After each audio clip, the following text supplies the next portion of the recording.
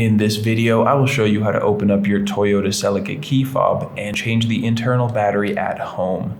This is really easy to do. All you will need is a regular flathead screwdriver and one of these CR2025 batteries. If you'd like to get one of these batteries online, I will leave a link down in the description to get one on Amazon for the lowest price.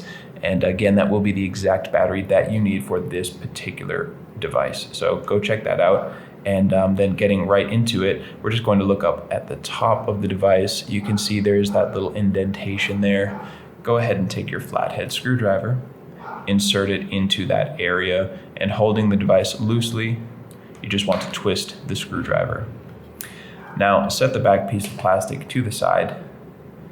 And from here, we want the key ring pointing up, just so we can look here up at the top part of this battery. There's that little small hole, kind of an indentation there. You could use, depending on the size of your flathead screwdriver, you can kind of just get in there with the corner.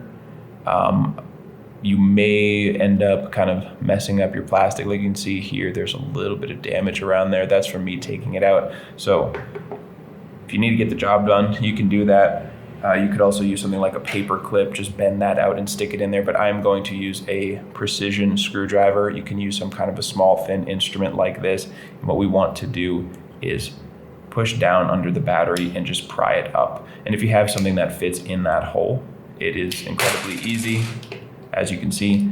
If you don't have something like this and your screwdriver isn't fitting, I would recommend something like this. This is just a little pack of precision screwdrivers, just like this one.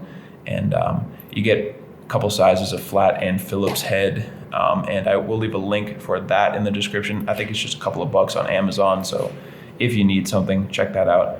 And what we will do is just put our instrument in there, push down to the bottom, put your finger on the battery so it doesn't fly out, and you just pry back.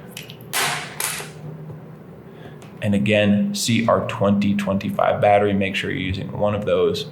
And when we're putting it back in, putting a new one in, we want the positive side with the little plus and the text and information there to be facing up. And we will just slide it down under these two little pieces of plastic there, and then click the top in to place.